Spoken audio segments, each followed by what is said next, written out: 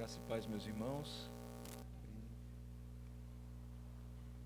Nessa manhã, iniciando o mês de novembro e sendo também culto de ser à noite, quero meditar com os irmãos na segunda carta de Paulo a Timóteo, capítulo 4, versículos 6 a 8.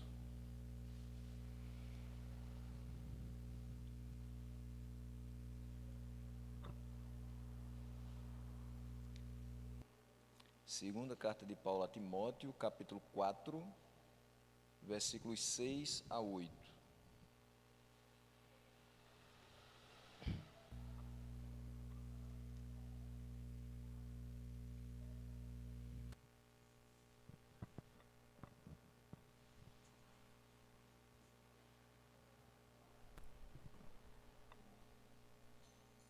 Nós vamos meditar nesses 3 versículos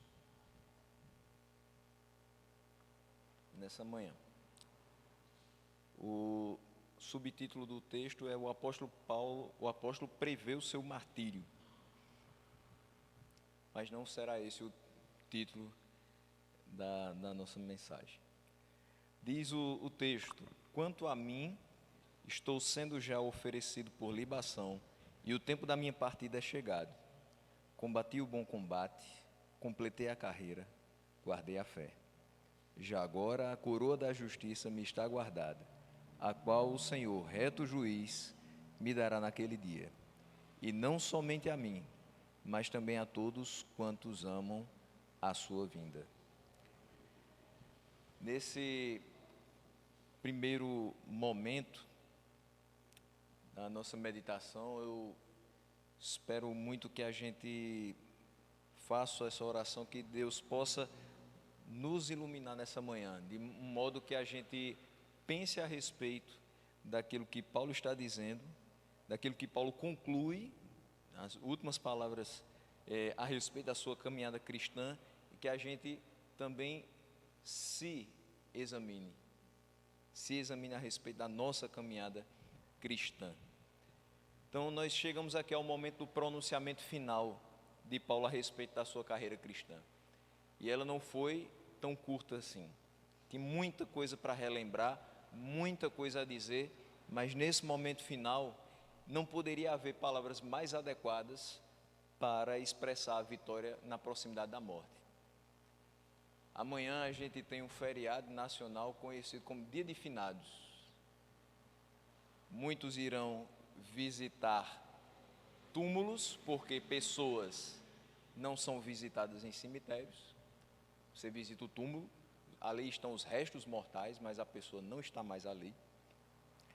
E nesse momento de finados, existe muita tristeza, existe muito pesar, existe muitas vezes a decepção no coração de quem pensa a respeito do que não fez, e chega perto daquele túmulo e lê as palavras que estão escritas em cima ali daquela lápide, e pensam: eu poderia ter feito mais, eu poderia ter falado determinada coisa, eu poderia ter ajudado mais, eu poderia ter sido diferente. Não adianta. Homenagens são prestadas em vida. Existe a homenagem póstuma, mas aquele que deveria ser o alvo da homenagem não vê, não sente, não se alegra. As homenagens que a gente precisa fazer, as palavras que a gente precisa falar, as atitudes que a gente precisa demonstrar tem que ser em vida. Depois da morte, já diz a própria palavra, segue-se o juízo, não adianta a gente querer voltar atrás no tempo. E não à toa muitas pessoas se utilizam desses dizeres aqui de Paulo para abrilhantar as suas lápides, porque não é um discurso, não é uma fala de alguém derrotado, é a fala de alguém que venceu em sua vida. Mas não simplesmente ele venceu, o Senhor o fez vencer. E é isso que Paulo transmite para nós.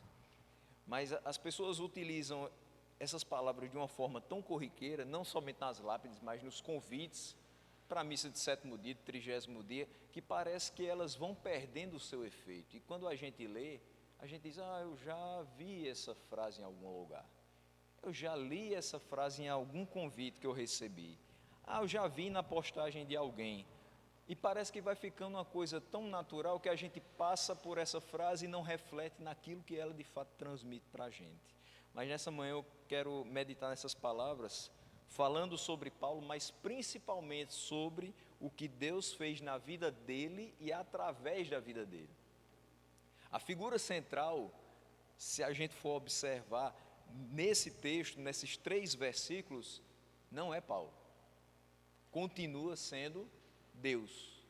Continua sendo Jesus Cristo, que o comissionou para ser esse apóstolo fora de tempo, que ele nem se considerava tão importante como os demais apóstolos, se considerava o menor deles, porque ele sabia quem era e ele sabia o que tinha feito antes de Cristo ter chamado através do Evangelho. E ao final eu peço a Deus que a gente pense, que Deus nos ajude a pensar na seguinte pergunta: o que é que estará escrito na minha lápide? Quando eu morrer, o que é que vai estar escrito lá?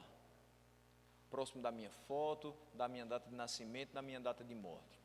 O que é que as pessoas vão escrever ali? Algumas pessoas se preocupam tanto com isso que já deixam reservado algum texto, alguma frase, para ser colocada lá pelos seus familiares. Outros deixam a critério dos familiares o que é que eles acharam que foi a minha vida e qual frase melhor representa o resumo dessa vida. E aí, eu, abrindo aqui um parênteses, digo, não deixe na mão dos outros o que você precisa saber. Você precisa saber como foi sua vida. Você precisa saber qualificar o que foi a sua passagem na terra. Os outros vão ter uma visão própria, mas e você? O que é que você enxerga daquilo que fez? Todo mundo tem consciência. E aí não existe nesse momento final de vida espaço para falsa modéstia. Eu fui uma pessoa tão simples, eu não fiz quase nada, eu acho que eu não fui tão importante. Você sabe o que você fez, você sabe onde errou, onde acertou, e principalmente você que tem a iluminação do Evangelho. Você sabe onde seus pés deram no caminho de Cristo e onde seus pés se desviaram para o caminho que não era o proposto na palavra de Deus. Mas aqui, uma vez que Timóteo já havia sido lembrado nos versículos anteriores, no versículo de 1 a 5, mais uma vez da urgente necessidade de batalhar pela fé cristã e cumprir cabalmente seu ministério, Paulo vai agora falar sobre o fim do seu. E Paulo agora vai, em poucas palavras, mas perfeitas palavras, resumir aquilo que foi a sua vida enquanto ministro do Evangelho. E por isso mesmo ele começa as suas palavras aqui com a expressão quanto a mim. Porque ele já tinha falado, Timóteo, conjuro-te perante Deus e Cristo Jesus, que há de julgar vivos e mortos. Pela sua manifestação e pelo seu reino, prega a palavra, insta, quer seja oportuno, quer não, corrige, repreende, exorta com toda longanimidade e doutrina. Isso cabia a Timóteo. Por quê? Porque Timóteo ainda tinha muito tempo de ministério, ainda ia enfrentar muitas batalhas. E ele precisava ter toda essa conduta para que Deus o abençoasse, para que Deus honrasse o trabalho das suas mãos. Paulo já havia passado por tudo isso e ele sabia, ele tinha consciência de que estava no final da sua vida. É por isso que ele diz, quanto a mim estou sendo já oferecido, já, agora. Isso aqui está sendo dito de uma masmorra, a gente nunca pode tirar isso da memória. Tudo isso aqui que está sendo escrito na segunda carta de Paulo a Timóteo é a segunda prisão de Paulo. Ele não está em prisão domiciliar mais, ele não está mais recebendo pessoas para compartilhar do Evangelho todos os dias, ele não tem mais essa liberdade. Aqui ele está preso numa masmorra fria, sem condição de fazer aquilo que foi chamado para fazer, pelo menos não da maneira que ele gostaria. Mas ele continuava a trabalhar pelo Evangelho, continuava a trabalhar pela proclamação do Evangelho através daqueles que Deus colocou em sua mão para preparar. Então, uma primeira coisa que eu vejo a respeito desse texto é que Paulo, por mais que estivesse numa situação de derrota, humanamente falando, ele considerava vitorioso para ele, para a sua vida, ter cumprido tudo aquilo que Deus colocou para ele fazer enquanto ministro do Evangelho e principalmente ter tido a oportunidade de preparar vários outros para continuar a proclamação do Evangelho. Se a gente chega ao final de vida sabendo que fez o que ele nos ordenou a fazer e principalmente que a gente fez com que outros também seguissem na mesma caminhada, isso é motivo, sim, de cantar vitória e não de ser derrotista, porque a morte chega, mas a vida começa.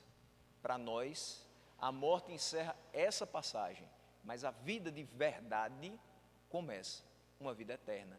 Essa é a nossa sublime esperança.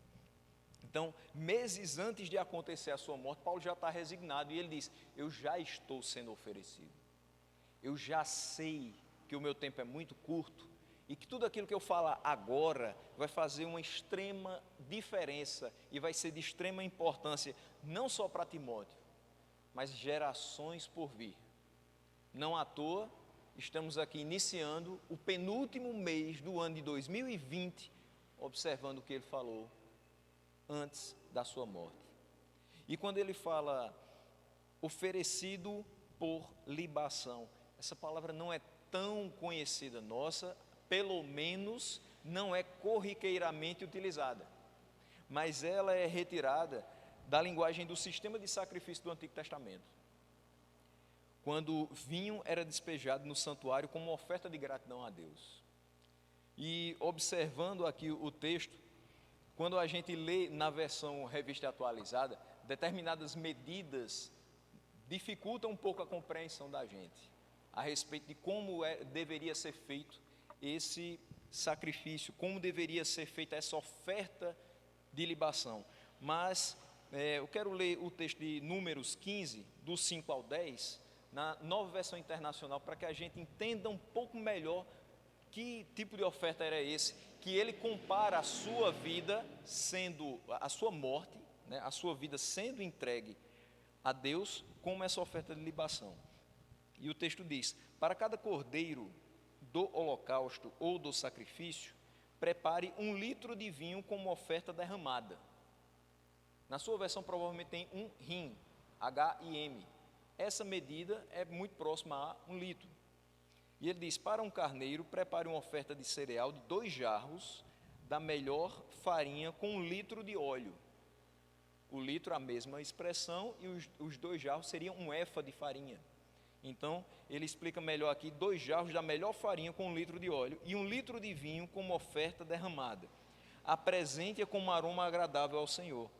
Versículo 8: quando algum de vocês preparar um novilho para o holocausto ou para sacrifício, para cumprir voto especial, como oferta de comunhão ao Senhor, traga com o novilho uma oferta de cereal de 3 jarros, da melhor farinha amassada, com meio galão de óleo. Traga também meio galão de vinho para a oferta derramada. Será uma oferta preparada no fogo, de aroma agradável ao Senhor. Então, é esse o texto que nos mostra o que era a oferta de libação.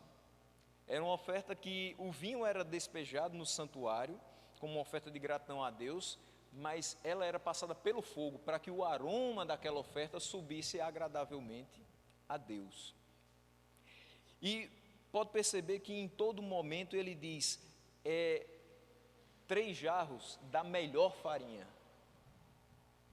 O vinho, obviamente, não deveria ser qualquer tipo de vinho, deveria ser do melhor que ele pudesse oferecer ao Senhor.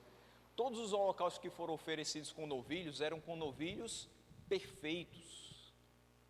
Essa semana eu tive a oportunidade de baixar alguns vídeos a respeito de desenhos bíblicos. E um dos desenhos bíblicos que eu estava assistindo foi justamente sobre Abraão. E no desenho, a pessoa que produziu colocou como Isaac olhando para o pai no momento do sacrifício, dizendo assim: pai, esse novilho está muito bom, numa linguagem bem infantil. Esse novilho está perfeito, por que a gente vai oferecer ele e não um novilho que já fosse para o abate? um novilho coxo, um novilho que a gente não fosse utilizar mais para frente, quando ele crescesse e desse carne para a gente. E aí Abraão olha para Isaac e diz assim: meu filho, o sacrifício para o Deus perfeito deve ser feito com um novilho perfeito.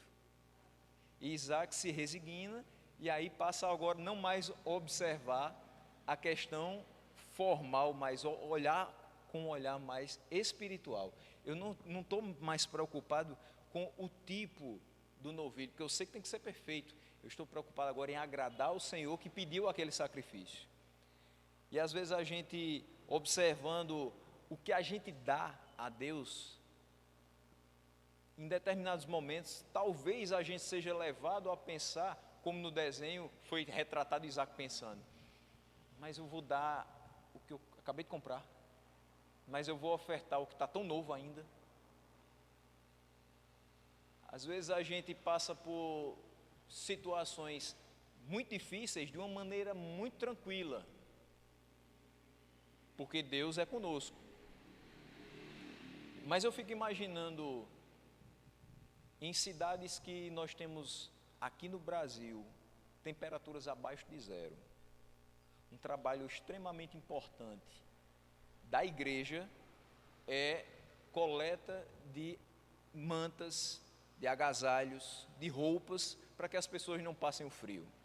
A gente está muito bem vestido, a gente está muito bem agasalhado, a gente pode passar por determinadas temperaturas sem sentir o menor efeito delas, mas nem todo mundo é assim. E em determinados momentos a gente pode ser levado a pensar da seguinte maneira: eu não vou dar a manta que eu comprei para o inverno desse ano, eu vou dar a que eu já estou usando há uns 10 anos. Está um pouco rasgadinho assim no canto, mas isso é problema não. Para quem não tem, qualquer coisa vale. Você pode talvez pensar: eu tenho 5 casacos, eu vou pegar aquele que eu não uso já há uns 2 anos, não está servindo para mim, eu vou dar. Por que a gente raramente pensa: eu gosto muito desse casaco, eu já utilizei ele em muitos momentos importantes, e ele já aplacou meu frio inúmeras vezes, é o que eu mais gosto de usar, eu vou dar esse. É um pouco mais difícil da gente olhar dessa maneira. É um pouco mais difícil a gente escolher, por exemplo, num momento que a gente está ofertando para alguém o melhor produto. E quando a gente está ofertando a nossa vida, os nossos esforços a Deus, por que não oferecer os nossos melhores esforços? É por isso que eu volto a repetir algo que eu já falei em outras pregações aqui. Não espere a aposentadoria para trabalhar para Deus. Não espere ter condições ideais para trabalhar para Deus, porque Ele quer o seu esforço, Ele quer a sua oferta hoje. Ele não vai lhe salvar daqui a 10 anos para que você comece a trabalhar para Ele. Ele já lhe salvou. Você já está aqui, então você tem que ser produtivo a partir deste momento. E não existe dificuldade, e não existe distância, e não existe qualquer empecilho quando a gente realmente tem um objetivo de servir a Ele, de agradar a Ele em todas as coisas. Ele faz com que os caminhos sejam abertos para que a gente possa fazer a vontade dEle. Essa comparação que Paulo faz: eu já estou sendo oferecido por libação, o tempo da minha partida é chegado, é muito importante, porque ele entendia que a sua morte já próxima era uma oferta a Cristo. Ele entendia que tudo o que ele tinha feito naqueles anos de ministério não tinha sido para o engrandecimento do seu nome, mas que aquele momento final, que fechava uma história de anos e anos de ministério, era também o fechamento de uma vida em louvor a Cristo. Toda a sua vida, que foi dedicada no início a um crescimento intelectual, a um crescimento dentro do judaísmo, depois foi voltado para um crescimento dentro do cristianismo, para que pessoas pudessem ser convencidas do pecado, da justiça e do juízo pelo Espírito Santo que o utilizava, para que pessoas pudessem se dobrar diante de Deus, para que pessoas pudessem ter as suas vidas transformadas. Paulo passou pelas questões mais difíceis que um ministro do Evangelho pode passar, simplesmente para que pessoas pudessem ser salvas. Por isso que ele encara a vida dele e agora a sua morte como sendo uma oferta a Deus. E não uma oferta qualquer, mas a melhor oferta que ele poderia dar. E aí eu quero fazer uma rápida aplicação a respeito disso na nossa vida. Nós temos reconhecido que Deus tem feito muito por nós e que a nossa única atitude que pode ser correspondente a isso é a nossa total obediência, a nossa total adoração e total devoção a Ele. Cristo havia feito tanto que Paulo daria a sua própria vida a Ele em gratidão. Não interessava como seria a morte dele, se decapitado, se crucificado, se apedrejado, ele não estava importando com isso, ele estava se importando simplesmente em dar a própria vida para aquele que lhe deu a vida. Ele entendia isso. A gente tem entendido dessa mesma maneira? Não adianta a gente pensar em ofertar grandes montantes ao Senhor, dedicar tempo a Ele, ou fazer qualquer outra coisa em seu nome, sem antes entregar toda a nossa vida nas suas mãos. A gente sabe disso. Não adianta você juntar suas economias de um ano inteiro e depositar no altar do Senhor, sem que seu coração esteja ali. Aí eu respondo a pergunta que alguns fazem quando a gente oferta e oferta generosamente à casa de Deus. E Deus precisa de dinheiro? Não, Ele não precisa de dinheiro. Mas como meu coração não está no dinheiro, eu oferto para Ele, para que a obra dEle cresça, produza, se expanda. A questão não é Ele precisar de dinheiro. Eu preciso expressar de alguma forma a minha adoração a Ele. Uma dessas formas é com as primícias de toda a minha renda. É isso. É um coração grato a Deus, ofertando para aquele que lhe dá todas as coisas. Não adianta eu ter a maior oferta de uma igreja se meu coração não está na obra de Deus e não está devotado a Ele. Não adianta eu dizer que passo 5, 6 horas orando por dia se meu coração realmente não está voltado para aquilo. Se eu estou fazendo isso só para cumprir uma tabela, só para aparecer para as outras pessoas. Não, eu preciso dedicar tempo a Deus, porque disso depende a saúde da minha vida cristã. Qualquer coisa que nós façamos para Deus, deve vir antes uma atitude de total entrega a Ele. Aí Ele fará em nós, e nós não seremos o centro das atenções, e sim Ele em nós. Quando ele diz, o tempo da minha partida é chegado, de uma forma geral, a gente encara a vida sem muita urgência. Nós passamos os nossos dias como verdadeiros procrastinadores das nossas responsabilidades. Amanhã eu faço. Vamos fazer tal coisa? Não, amanhã eu faço. Lembrando, amanhã é feriado, então você amanhã não faz, se você deixar para amanhã determinadas coisas. Depois eu resolvo. Agora não. Mais para frente a gente resolve. Outra hora eu ligo. Talvez agora a pessoa não esteja disponível. Outra hora eu ligo. E assim por diante. Tudo na nossa vida vai sendo levado, até que chega o último momento, ou a gente faz ou faz. Ou a gente faz ou se prejudica, ou a gente faz ou prejudica outras pessoas. Quantas e quantas vezes nós nos arrependemos de ter perdido determinadas oportunidades por ter deixado para depois? É a gente observar o seguinte: eu podia ter ido na casa dele ou dela, mas você não foi. Poucos dias depois que você decidiu postergar esse compromisso, a pessoa não está mais lá. Ah, mas naquele dia eu ia na casa dela, ela morreu. Não tem mais volta. Você desligou o telefone sem dizer, me perdoe. Eu errei. Eu preciso que você me libere dessas amarras, dessa culpa que eu estou sentindo. Você desligou o telefone e disse, bom, Já que ela não quer mais conversa comigo, eu também não quero.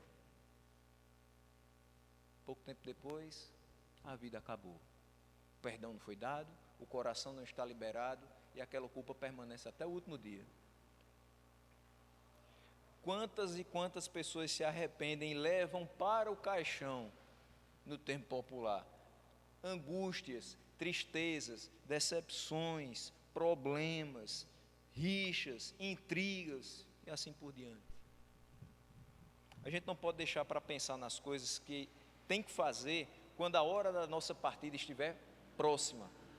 Quando Paulo diz assim, o tempo da minha partida é chegado, antes ele já falou que a sua vida estava sendo oferecida a Deus, como oferta de libação. É alguém que sabe que o tempo da partida é chegado, mas eu não vou ficar brigando com minha consciência para saber o que ainda eu tenho que fazer. Qual foi a responsabilidade que Deus colocou na minha mão e eu deixei de fazer? Onde eu fui negligente? Ele não vai pensar mais nisso. Ele fez.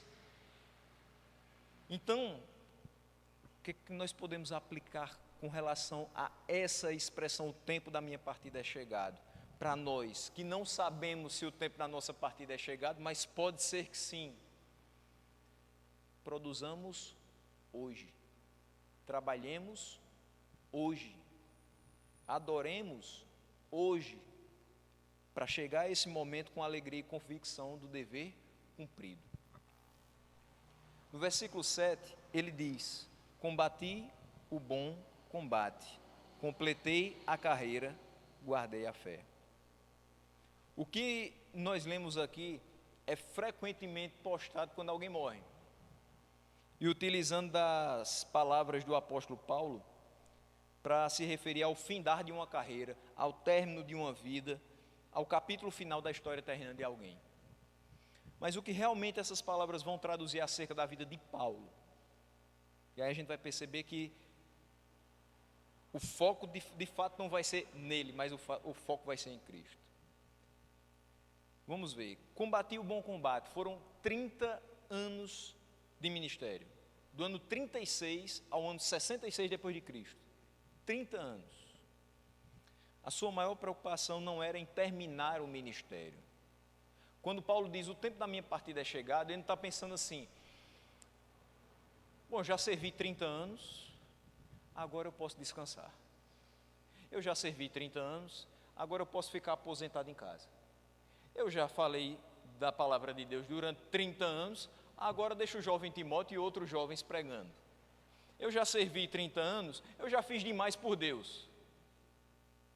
Não. Ele sabia que quanto mais ele fizesse, mais ainda teria para fazer. E a gente sabe que quanto mais a gente lê essa palavra, mais tem a aprender. Então ela é inesgotável para que a gente aprenda e para que a gente passe também. 30 anos de ministério, ele não estava pensando no dia final que ele chegaria em algum púlpito de alguma sinagoga ou então em alguma reunião com seus irmãos e diria assim, meus irmãos, esse foi meu último sermão. Agradeço pelo tempo que vocês me aguentaram, me ouviram. Esse foi meu último sermão. Ele não estava pensando nisso. Ele não programou esse dia da sua retirada. Ele queria se certificar que tinha sido fiel a quem o comissionou até o fim. Quando ele diz, o tempo da minha partida está próximo. Eu combati o bom combate. Eu fui alistado no exército celestial. Eu fiz o que o meu general mandou. E agora eu estou pronto para ser chamado à reserva. Sabendo que eu cumpri cada uma das missões dadas a mim. Esse é o sentimento do dever cumprido. Quem foi Paulo? Quem era esse homem que agora podia dizer, depois de 30 anos de ministério, que tinha combatido o bom combate? Paulo era um judeu. Quando a gente olha para Filipenses 3, 5 a 6, ele diz, circuncidado ao 8º dia, da linhagem de Israel, da tribo de Benjamim, hebreu de hebreus, quanto à lei fariseu, quanto ao zelo perseguidor da igreja, quanto à justiça que há na lei, irrepreensível. Ele não era só um judeu, era um fariseu, era legalista.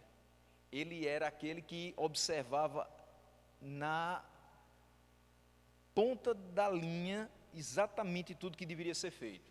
Ao pé da letra, ele queria interpretar as Escrituras e seguir. Foi discípulo de Gamaliel, enviado por seus pais para se tornar um grande rabino do judaísmo da época. Esse era o objetivo. E aprendeu bem, e sabia bem. 1 Timóteo 1,13 diz: Paulo se definia como blasfemo. Tudo isso que ele aprendeu serviu para alguns objetivos. E alguns desses objetivos eram perseguir e matar cristãos. Esse era um dos grandes objetivos dele, que ele pegava cartas de recomendação para sair para outras cidades atrás de cristãos. E ele se define como blasfemo, perseguidor e insolente. Óbvio, isso antes de ser separado por Deus para o apostolado. Esse era Paulo antes de Cristo. Em Atos 6, está lá ele, consentindo na morte de Estevão. Quando diz consentindo, não quer dizer assim, Paulo ficou parado porque não sabia o que fazer. Não é isso. Não está também querendo dizer, Paulo não interferiu para também não ser apedrejado. Está querendo dizer o seguinte, Paulo concordava. Paulo poderia até ser um dos que pegaria pedras para também lançar em Estevão.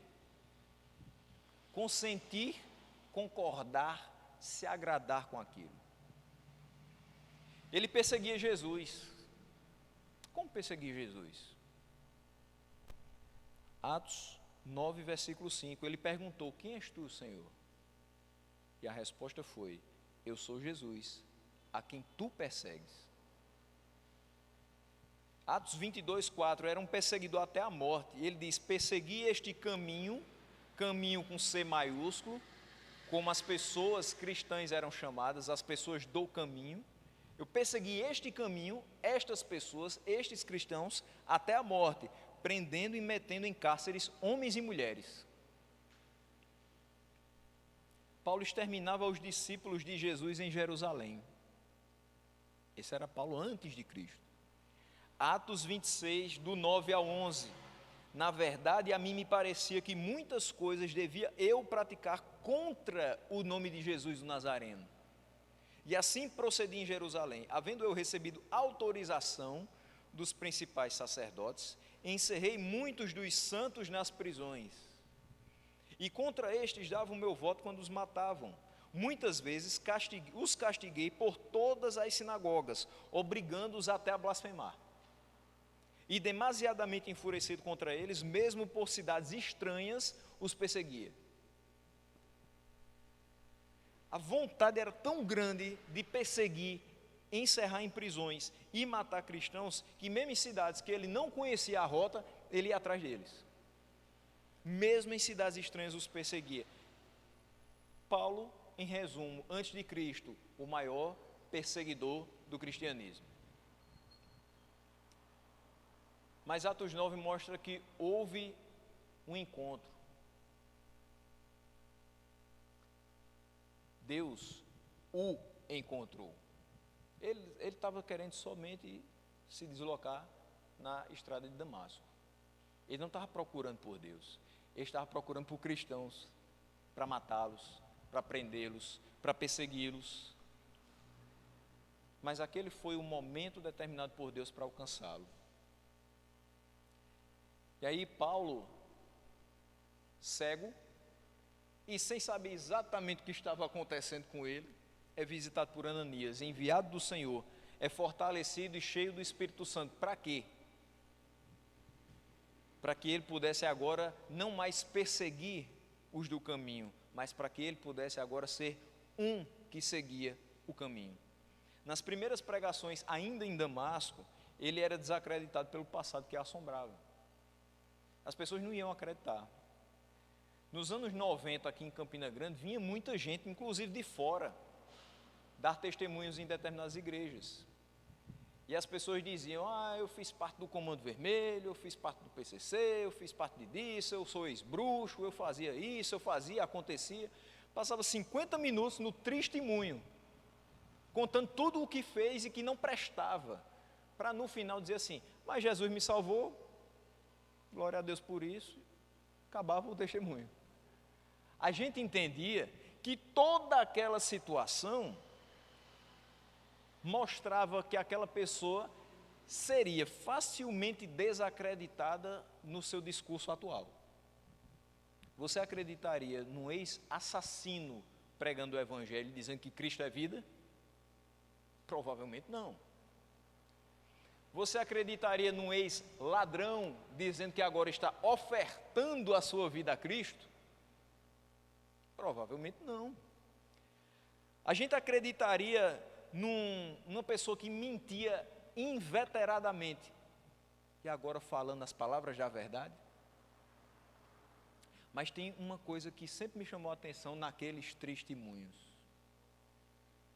Porque no final, pelo menos alguém lembrava de dizer, mas Cristo me transformou. Essa é a grande diferença. Eu não acredito no ex-assassino. De pronto, não. Humanamente falando, eu quero ficar longe dele. Pode ser que ele se sinta agora mais à vontade de fazer novamente. Eu não acredito no ex-ladrão. Humanamente falando, eu não acredito num ex-mentiroso, mas se eu souber que Cristo o transformou, eu vou acreditar na palavra de Cristo na boca do ex-ladrão, na boca do ex-mentiroso, na boca do ex-assassino, na boca do ex-alcoólatra, na boca do ex-viciado. Porque Cristo está agindo nele. Não é ele, é Cristo nele. Paulo diz, não sou eu, mas Cristo vive em mim. É por isso que Paulo começa a trabalhar, a estudar, a observar a palavra de Deus, e de um desacreditado ele passa a ser um grande pregador. Após a conversão, Paulo vai passar 3 anos na Arábia. O que ele está fazendo lá? Passando férias? Se recuperando do impacto que sofreu no caminho de Damasco? Não, sendo trabalhado por Deus, fortalecido, burilado, para que pregasse poderosamente, vigorosamente, reverentemente e alegremente acerca de Cristo. Ou seja, Paulo estava passando pelo seminário de Jesus. 3 anos.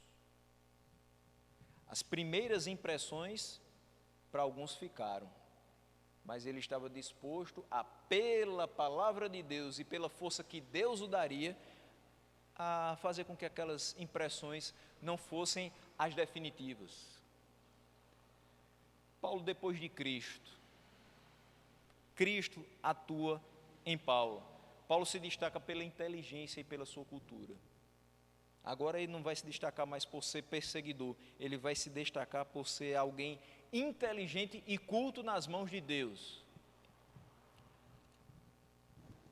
Existiu uma época que a gente tinha que escolher, e isso já foi falado algumas vezes, já foi relatado aqui na igreja também por outros pastores. Ou a gente é inteligente ou a gente é crente. Ou a gente é culto, ou a gente tem muita bagagem, ou a gente tem muita Bíblia. E dá para fazer tudo isso junto. Paulo era alguém que tinha uma grande bagagem, uma grande cultura, extremamente inteligente e tinha muita Bíblia. Tinha tanto que ele escreveu praticamente metade do Novo Testamento. E não deixou de se inteirar de tudo o que acontecia na sua sociedade, de saber tudo o que era necessário, inclusive para contender com os falsos mestres, inclusive para contender com as falsas religiões e, mais importante, principalmente, para abastecer os novos irmãos na fé que iam sendo feitos a partir da pregação do Evangelho que ele e os seus colaboradores ministravam. Em Atos 9, 22, diz que Paulo prova que Cristo era o Messias. Ele pregou sobre o que cria, sobre o que fez total diferença na sua vida. Ele diz, Saulo, porém, mais e mais confundia os judeus que moravam em Damasco, demonstrando que Jesus é Cristo. Ele não simplesmente falava, Jesus é Cristo, Jesus é o Messias. Ele demonstrava, ele provava, ele expunha as Escrituras dizendo o porquê e o para quê de cada uma daquelas coisas. Ele confundia os judeus porque há pouco tempo ele não falava dessa maneira, mas agora ele está falando em nome de Cristo que o transformou. em nome de Cristo que o encheu. Em Atenas ele discute com os filósofos apresentando Cristo, mostrando quem de fato era aquele que os gregos reputavam como Deus desconhecido. E ele chegou para apresentar. Paulo foi certamente o maior teólogo, o maior evangelista, o maior plantador de igrejas da história do cristianismo. Mas mais uma vez, prêmios para Paulo? Louvor ao nome de Paulo? Não. Ao nome de Deus, ao nome de Cristo, que em Paulo fez grandes maravilhas. Através da vida de Paulo, Cristo conseguiu modificar a estrutura de várias sociedades, transformar inúmeras vidas.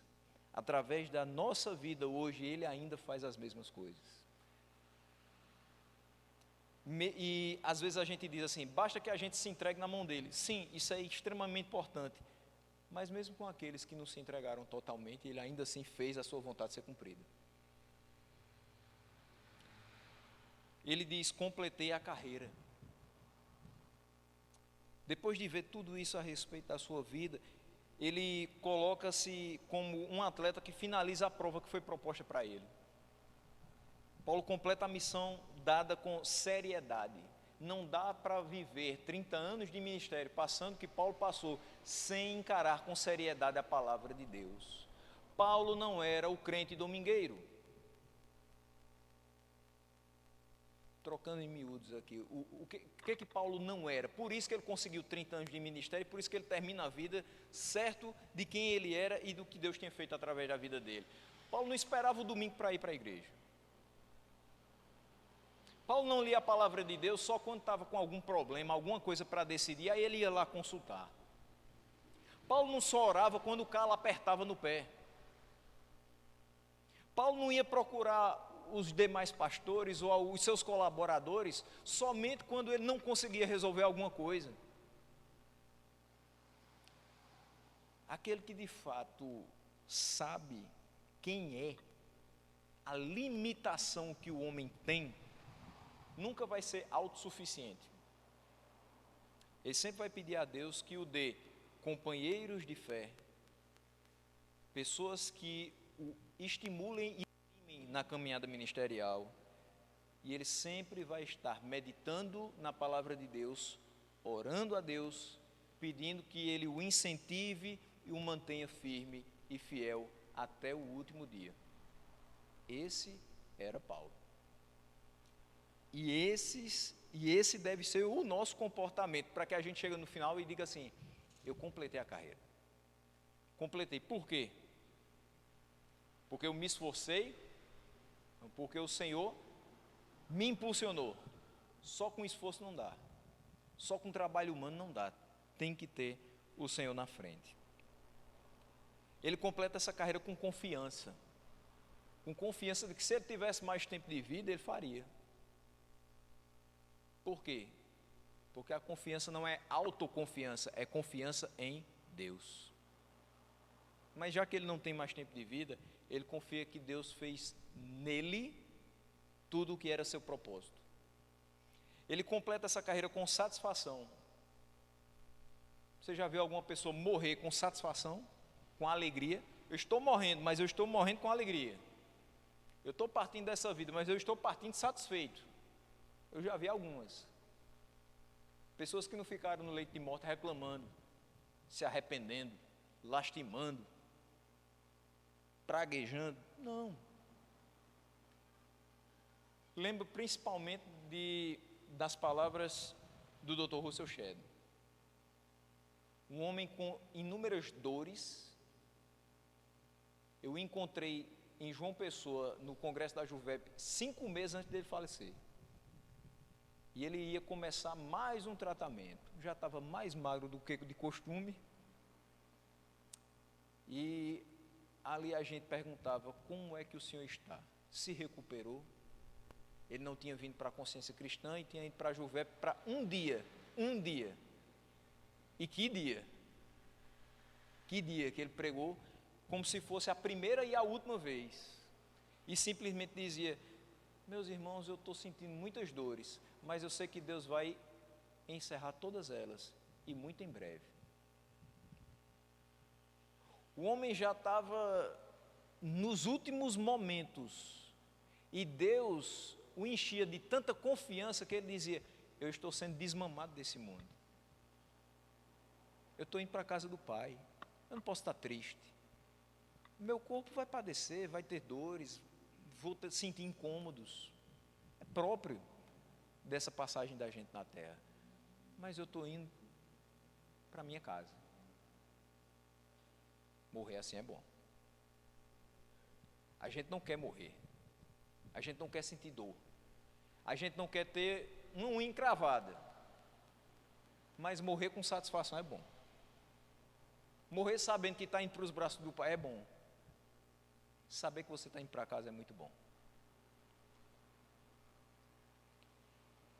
Ele completou a carreira com fidelidade. Para mim, o mais importante, ele foi fiel até o seu último dia. E ele pode dizer: eu guardei a fé. Mais importante que completar a carreira é completá-la bem. Tem muita gente se aposentando do púlpito, tem muita gente encerrando seu ministério, porque a idade se avança, porque uma doença chega, são inúmeros os motivos. Mas quantos têm terminado bem?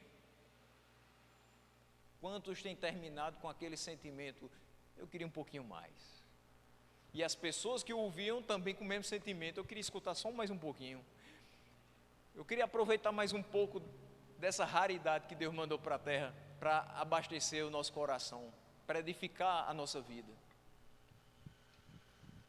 Pela misericórdia de Deus, Paulo perseverou como santo, para a glória e honra daquele que o salvou antes de tempos eternos, muito antes do encontro no caminho de Damasco, e o conduziu durante toda a sua vida e lhe garantiu a vida por toda a eternidade. No versículo 8, ele diz: já agora a coroa da justiça me está guardada, a qual o Senhor, reto juiz, me dará naquele dia, e não somente a mim, mas também a todos quantos amam a sua vinda. Tendo agora acabado a sua carreira, a Paulo só resta esperar a devida recompensa dos seus labores, a qual o Senhor, justo juiz, lhe dará naquele dia, ou seja, na sua vinda. Paulo não quer a sua recompensa exatamente no momento que morre. Senhor, eu quero agora. A gente escuta tantas pessoas falando assim: Senhor, eu quero agora. Coisas terrenas. Será que Paulo tinha condições de dizer assim: Senhor, fiz tudo que fiz pelo Senhor, eu quero minha recompensa agora? Não. Sabe por que Paulo não tinha condição de cobrar de Deus a sua recompensa exatamente no momento da sua morte? Porque ele sabia que sua recompensa era futura. Paulo nunca trabalhou de dia pela recompensa da noite. Paulo nunca trabalhou hoje pela recompensa de mais tarde. Ele sabia que a sua recompensa seria futura, mas ele também sabia que a sua recompensa não duraria um dia, uma semana, um mês ou um ano. Ele sabia que a sua recompensa era eterna. Por isso que ele não vivia o dia de hoje de uma maneira ansiosa. Ele sabia quem cuidava dele. Só que a coroa da justiça é a recompensa para a vida justa. Só que essa recompensa continua sendo uma doação divina. É aquela questão: a gente olha para uma pessoa, para a trajetória de vida de uma pessoa e diz assim: fulano foi tão bom, fulano era tão crente, era tão santo, que a gente esquece de destinar os louros para quem de fato é digno deles. Fulano não era bom, bom só existe um. Fulano não era santo, fulano era santificado todos os dias por aquele que é bom. A recompensa da nossa vida justa continua sendo um presente daquele que nos faz justos. Nós não somos justos por nossos próprios esforços, nós somos justificados por Cristo na cruz do Calvário. Nós não somos santos por nossa própria natureza, nós somos santificados a partir do momento que nós buscamos a Deus e Ele nos faz santos. Nós não tínhamos direito a uma vida nem mesmo temporária, quanto mais eterna, mas Ele nos deu vida aqui e no porvir.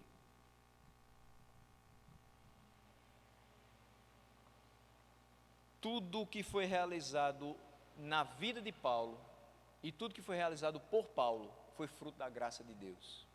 1 Coríntios 15:10, mas pela graça de Deus sou o que sou. No final da vida, Paulo lembra isso. Eu sou o que sou por conta dele, não sou eu. O foco da história não sou eu. A carta é carta de Paulo a Timóteo, mas nem o foco sou eu, nem o foco é Timóteo, o foco continua sendo ele. Pela graça de Deus sou o que sou, e a sua graça que me foi concedida não se tornou vã. Ou seja, eu não desvalorizei a graça de Deus. Sabendo que era graça em cima de graça, eu trabalhei para valorizar essa graça de Deus que me foi concedida. E ele diz, antes trabalhei muito mais do que todos eles. Aí alguém poderia dizer, mas Paulo agora está se gloriando, dizendo que trabalhou mais do que todos os outros. Calma, o versículo não terminou. Ele diz, todavia, não eu, mas a graça de Deus comigo. No final da carreira, o que é que vai ficar? Que eu construí, que eu fiz, que eu li, que eu preguei, que eu administrei. A nossa busca deve ser para que no final da carreira Ele seja glorificado, Ele seja lembrado, Ele continue a ser proclamado por aqueles que Ele nos deu para preparar para as próximas gerações. Além disso, esse dom da vida eterna não é só para Paulo, ele deixa isso muito bem claro, mas para todos os que amarem a sua vinda. Ou seja, todos os que, como ele, viveram todo o tempo das suas vidas esperando por Cristo, esperando em Cristo, esperando pela sua providência. Com isso eu quero concluir com a seguinte reflexão. Paulo era um homem como qualquer outro que habitou nessa terra, sujeito às mesmas paixões, pecador, limitado, mas nas mãos de Deus, ele foi quem foi, podendo utilizar as palavras do versículo 8 para ilustrar a sua lápide, o que ele fez em vida. A lápide de Paulo pode, naquela época já podia, e hoje, entendendo quem foi ele, nas mãos de Deus, aí é que a gente compreende por que ele poderia utilizar isso. Combati o bom combate, completei a carreira, guardei a fé. Não são palavras de conveniência para quem morre, são palavras de quem teve uma vida justa porque se colocou nas mãos de Deus. A coroa da justiça estava destinada a ele, mas também a todos quantos amam a vinda do Senhor. E nós? Aí eu passo a reflexão do início. Quem fomos?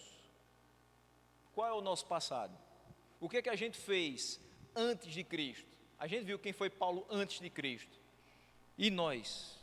E hoje, quem somos hoje diante de Deus, servindo de instrumento nas suas mãos? A gente viu Paulo sendo preparado para o ministério. E quem foi Paulo depois de Cristo? O que estará escrito na nossa lápide? Que frase nós poderemos utilizar? Nós vamos poder utilizar os mesmos dizeres sobre a pedra que cobrirá os nossos restos mortais? Qual a frase final que vai ser mais compatível com o resumo da nossa vida? Que o resumo da nossa vida possa ser como o de Paulo. Não estou dizendo que a gente tem que seguir Paulo como exemplo maior, até porque Paulo diz, sede meus imitadores, mas ele completa, como eu sou de Cristo. Então, se a gente busca ter um resumo de vida como o de Paulo, a gente busca ter um resumo de vida que continua glorificando a Cristo.